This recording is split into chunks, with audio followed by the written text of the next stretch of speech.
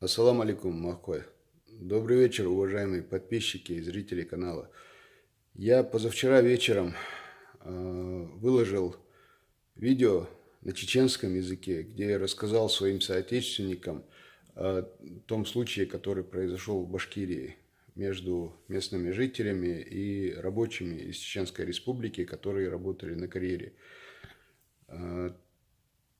Я обещал даже по возможности вчера вечером подготовить видео уже на русском языке для того, чтобы рассказать об этом более широкой аудитории, потому что я рассказывал версию случившегося глазами вот этих самых чеченских рабочих, ребят из Чеченской Республики, рабочих, которые там работали на этом каменном карьере. Сегодня утром я записал все-таки это видео, оно было получасовое, над ним пришлось очень долго, упорно работать, потому что достаточно трудно говорить о таких серьезных вещах. Это не простое там видео, где можно спокойно говорить о разных вещах, а здесь каждое слово очень важно. Я его с трудом записал, но сегодня приехали эти ребята, 7 из 9 ребят, 7, которых отпустили домой. Сегодня они приехали ко мне навстречу, и они рассказали подробности, о ситуации, которая там происходила. И я понял, что в моем утреннем изложении есть некие технические, пусть даже не такие серьезные, но все равно технические неточности. А в таких вещах допускать неточности в принципе нельзя ни в коем случае. Есть некие неточности, и к тому же я узнал новые подробности, о которых раньше не знал. Поэтому я решил уже подготовленное видео я пока загружать не буду. Поработаю уже над новым видео, и завтра, я надеюсь, завтра к вечеру успею сделать и выложить его.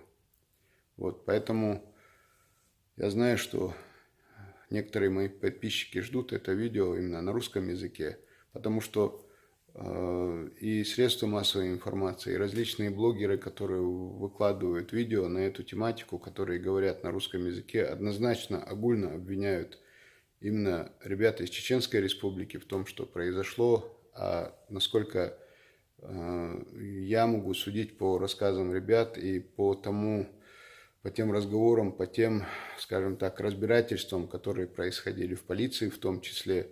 Вот та версия, которая распространяется в средствах массовой информации, которую поддержала «Новая газета», «Эхо Москвы» и другие третьи, пятые там издания, она, мягко говоря, эта версия неверная, неправильная. Насколько я понимаю, эта версия абсолютно неверная. Поэтому я сегодня подробно расспрашивал этих ребят.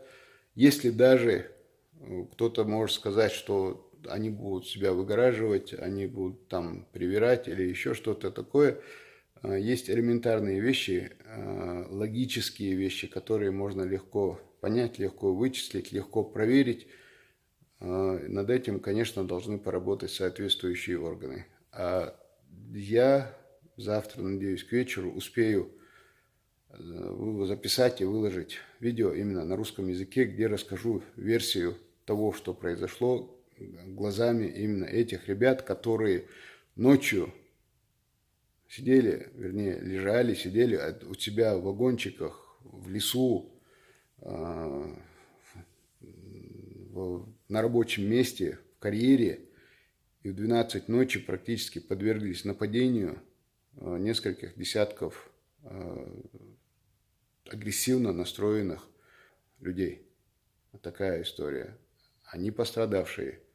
По моему мнению, они абсолютно пострадавшие. Если бы они не были пострадавшими, их, конечно, полиция не отпустила бы. Но, тем не менее, завтра я надеюсь, что успею выложить видео с их версией изложения событий. Всем спасибо за внимание и, как говорится, до следующих встреч. Адик Йорши Махкой.